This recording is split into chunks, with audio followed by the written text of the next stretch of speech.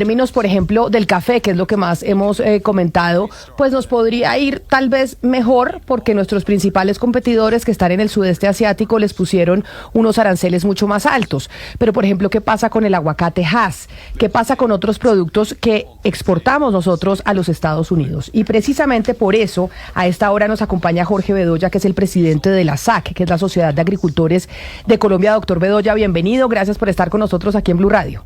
Gracias, Camila. Muy buenos días. ¿Qué es lo que más exportamos nosotros en términos agrícolas de Colombia a los Estados Unidos? O sea, ¿cuáles son los principales productos? Yo sé que flores, café y aguacate, pero no sé qué otras cosas están ahí en esa canasta.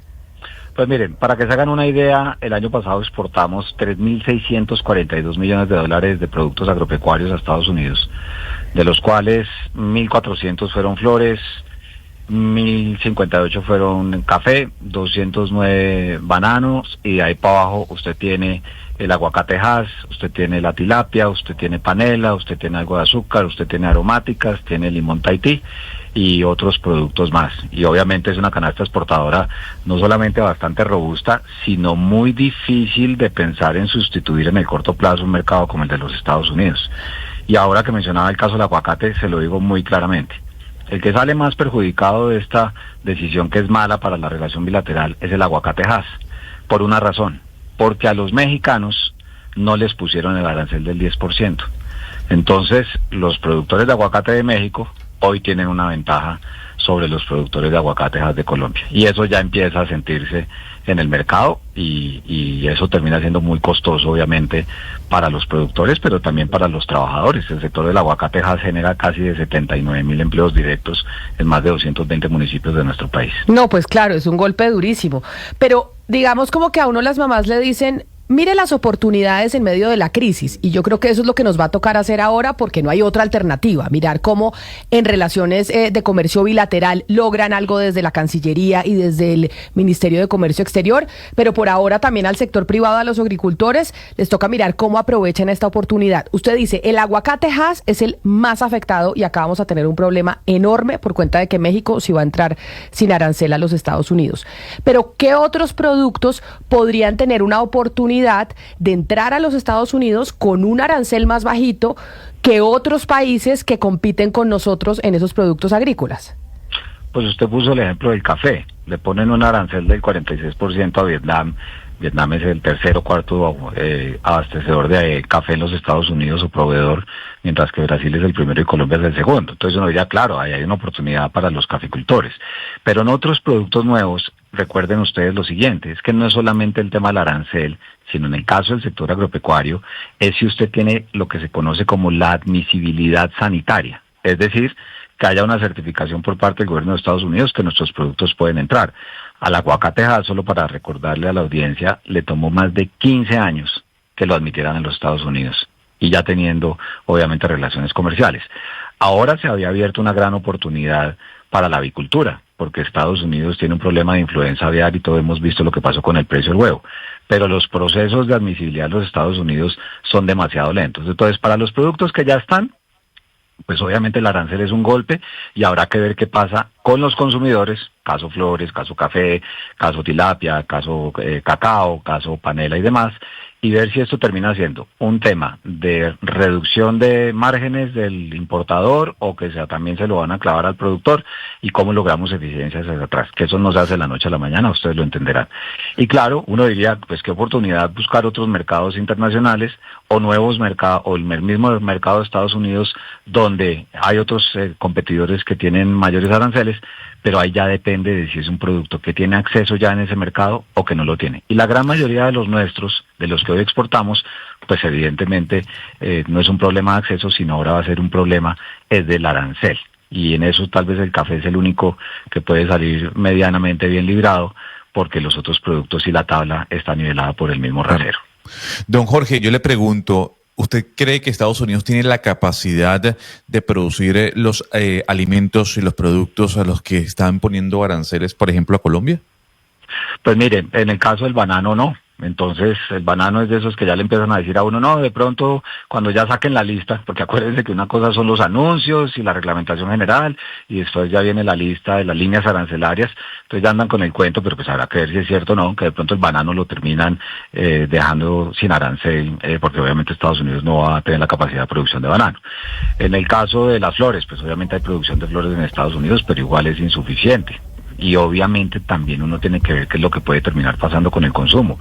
Un país que tiene una inflación anual inferior al 3% como Estados Unidos y que de un solo tacazo les pongan un arancel del 10% a los consumidores, habrá que ver esa lógica de mercado cómo se empieza a desarrollar. Y por eso también les pongo el caso del aguacate. Estados Unidos, obviamente su proveeduría máxima la trae de México, pero también está Colombia, está Chile, está Perú, y ahí es donde tenemos un problema, pero pues habrá que ver entonces también cómo se puede aprovechar para otros productos aquellos países que tienen más arancel y donde Colombia puede tener una ventaja. Al margen, doctor Bedoya, de la suerte de cada producto, que eso está bien, saber cuáles son nuestros competidores, qué arancel le pusieron a cada uno, pero quisiera su lectura del escenario de una manera más integral, es decir, cuando hay una crisis global, que es lo que se puede venir según muchos analistas, muchos bancos, ¿qué le sucede, por ejemplo, a los precios de los productos agrícolas? ¿Qué sucede con las materias primas, con el dólar? Si esto se convierte en un tema global, encadenado, la suerte del sector colombiano primario, ¿qué ocurriría en su opinión? Pues Sebastián, muy buena pregunta, y esto hay que medirle el pulso permanentemente como a un paciente que empezó con una enfermedad, porque el coletazo de las decisiones que tomó ayer la Casa Blanca pues no se van a ver ya inmediatamente. Mire lo que pasó en las bolsas, a lo que hacían referencia a ustedes hace un ratico. La tasa de cambio pues hasta el momento no ha tenido mayores sobresaltos, pero además, como lo dijo el secretario de Comercio ayer, cuando anunciaron la medida, si a esto los países le responden con medidas de retaliación, es decir, subiendo aranceles, eso en el caso nuestro puede ser muy complicado, porque recuerden ustedes que lo hemos hablado en este mismo programa, que Colombia trae de Estados Unidos y de otros países, pero Estados Unidos es el principal proveedor de maíz amarillo y frijol y torta de soya, que es clave para los alimentos que se comen las gallinas, los pollos y los cerdos, y pesa 75% en el costo de producción esos insumos, y eso puede terminar complicando a la canasta familiar de los colombianos si al gobierno colombiano le diera por retaliar, que afortunadamente la canciller ya dio señales de que eso no estaba sobre la mesa. Entonces esto termina siendo una cosa de medirle el pulso permanentemente, porque puede tener unas derivaciones que hasta el momento pues obviamente son desconocidas. Doctor Bedoya, le pregunto desde Cali por otro producto, el azúcar, porque obviamente son muchas las familias que dependen del azúcar en el departamento del Valle. Los ingenios exportan a Estados Unidos al año más de 130.000 toneladas, lo que representa unos $100 millones. ¿Qué alternativa le queda a la industria del azúcar a encontrar otros mercados? Porque conquistar el mercado norteamericano le costó más de 50 años. Claro, y mire que eso no es fácil. Usted toma un punto que es de la mayor relevancia. En el caso del sector agropecuario, llegar a mercados internacionales es sumamente complejo. Y vuelvo y reitero, que le quiten el arancel a la larga puede terminar siendo lo más fácil. Que le dé la admisibilidad sanitaria o fitosanitaria al mercado internacional es muy complejo. Y el caso del azúcar, que es un producto que tiene tantas barreras no arancelarias y arancelarias en otros países, pues lo hace mucho más complejo. Y a pesar, porque esta mañana oía en algún programa que la gente decía, no, pero es que tenemos que ser más competitivos. En el caso del sector azucarero y agroindustrial de la caña, tiene las mayores productividades por hectárea a nivel global. Y obviamente tiene una producción que es sumamente eficiente y cumpliendo con estándares internacionales en materia medioambiental, pero con todo y eso es muy difícil pensar en llegar a nuevos mercados. Sí, es difícil, en eso estamos de acuerdo. Yo creo que todos, usted como experto pues nos está clarificando esa posición. Sin embargo, es lo que ha dicho el gobierno nacional y no solamente el colombiano. Otros países están diciendo pues hay que abrir otros mercados. Con esto, señor Bedoya, le quiero preguntar ¿qué mercados son susceptibles de ser abiertos por nosotros? ¿A qué país le puede interesar nuestro café, nuestro mango, nuestro banano, nuestras flores para que se vaya encaminando hacia allí? Mire, esa es una muy buena pregunta y le agradezco.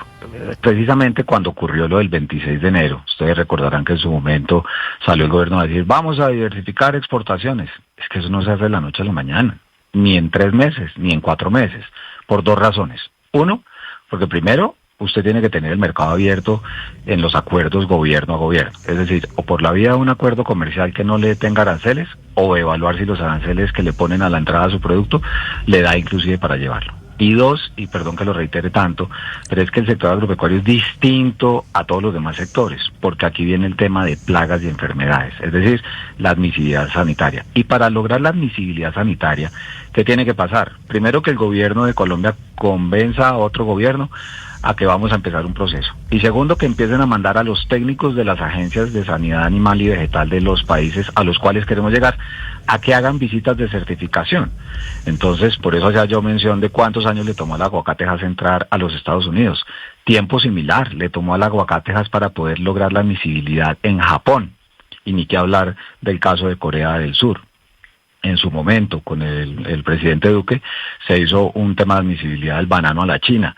Y claro, se exportaron unas cosas, pero después eso terminó siendo muy complicado. Entonces, yo quiero darles una visión realista, y aquí uno tiene que hacer el trabajo, ni más faltaba, pero la experiencia da cuenta que la admisibilidad, y perdónenme el término tan técnico, es lograr que le abran la puerta en mercados internacionales a los alimentos o productos del campo de cualquier país.